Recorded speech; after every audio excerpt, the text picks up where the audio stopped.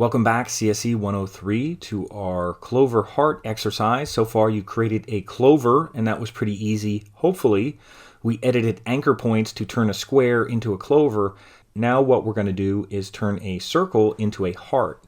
And before we do that, so we don't have to make another file, we'll just go in here over to this area and create a new page. So you'll see pages and just hit a plus sign. And when you do that, it creates page 2. Now page 1 is still there, so there's your clover, and if you go to page 2, there's nothing. And if you follow what you did in the first video, in the first part of the exercise, you added a frame, and when you added a frame, you had to choose a size, and we're going to paper and letter, just because you're probably used to working on paper sizes.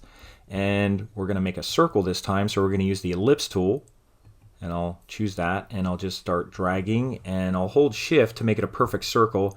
And I'll make it around 420 by 420. If it's not exactly 420, that's okay. If it's 423, 425, something like that, that's fine. And then leave go, make sure it's pretty much a perfect circle. And I'm going to move it around so it's about in the center of the page. So if you move it, you'll see those red lines show up. That means it's in the center of the page.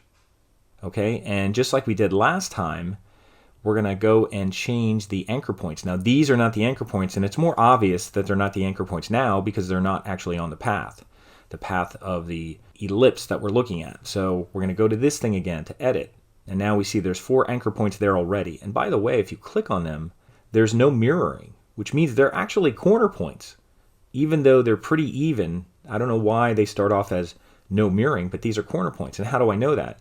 Because if I drag this up, I go right on the end of this handle and drag it up, it goes up independently. So that's no mirroring. And that's actually what I'm going to want to do, but for now, I'm just going to undo that. So I'm just showing you that these are corner points. But before we actually start moving these around, actually move this down and kind of scrunch it so it looks like a toilet seat or a coffee bean or something like that. And then we'll move this thing up. Make sure you get right on the edge, because if you don't, it's going to move the whole thing. So if you do Command Z or Control Z if you're on Windows, and get right on the handle there. And see, I'm not on the handle. And get on the handle. And if you do want to zoom in, you could do Command or Control plus and zoom in a little bit. And then you may see the handle a little bit better. And I'm going to move one up. Now this time, for some reason, it changed to mirror angle and length. So I'm going to go back and put no mirroring on that.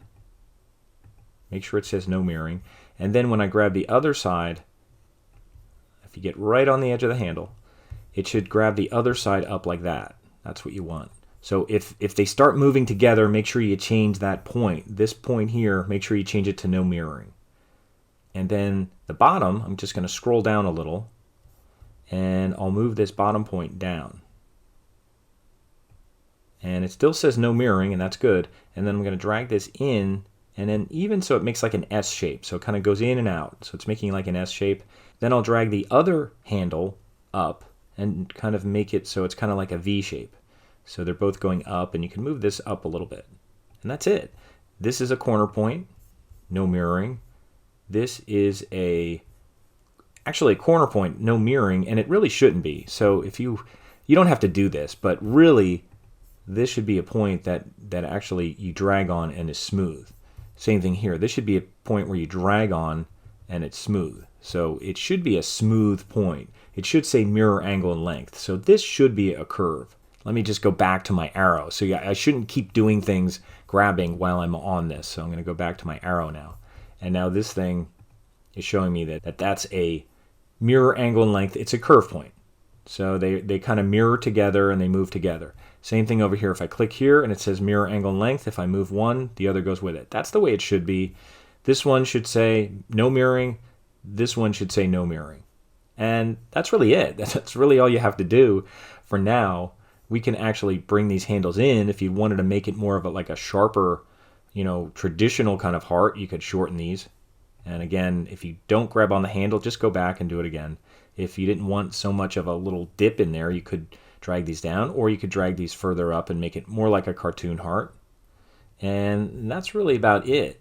So it's a matter of just clicking on these points and seeing what they are. No mirroring means they're kind of a change of direction. And when they say mirroring, and this one, I'm not on it, so make sure I'm on it. This says mirror angle and length.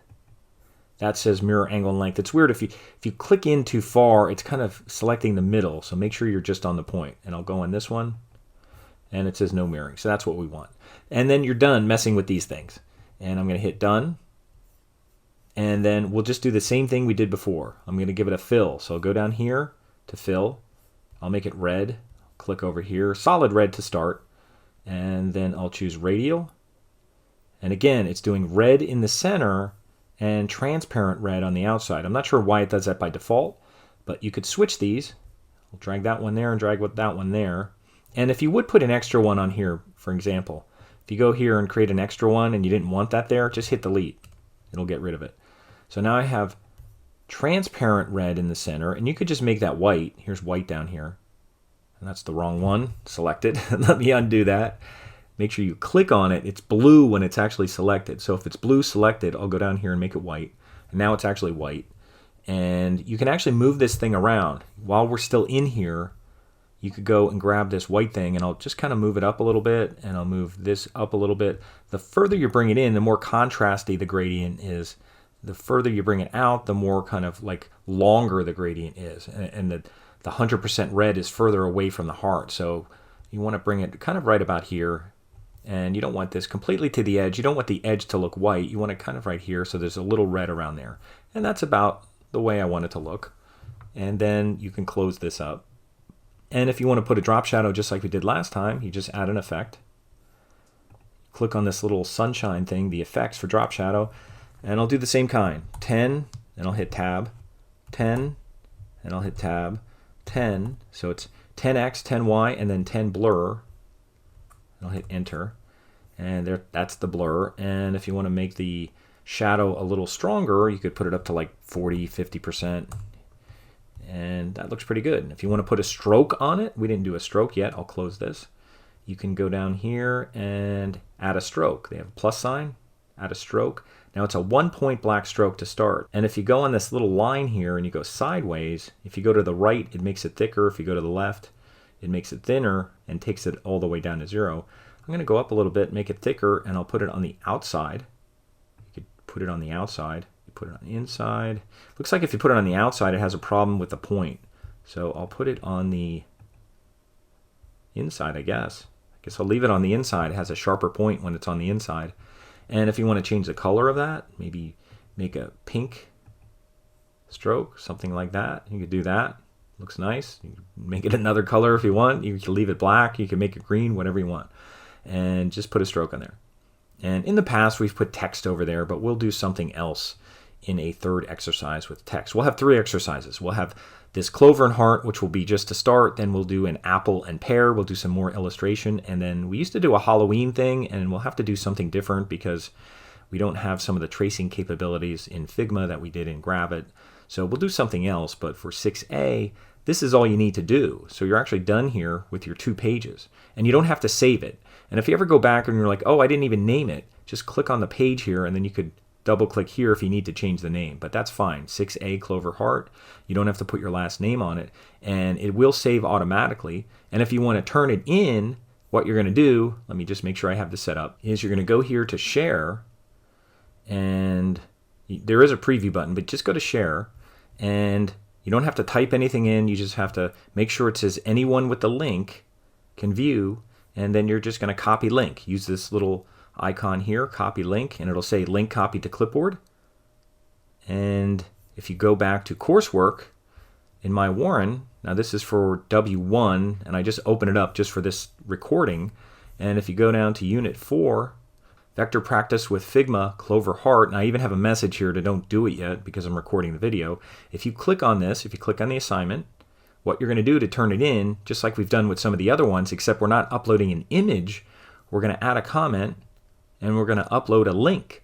So I'm going to go here to the link, not an image like we did with the Photo P stuff. We're going to go here to a link, and I'm going to paste, Control V or Command V, paste my link, or you could try right-clicking to paste the link, and just make sure it opens up in a new window instead of the current window so that I can look at it and then go back to do your grading, because when it's in the same window, hitting the back button to get back to MyWarren is a problem. So make sure that you choose Open a New Window and that it shows this URL.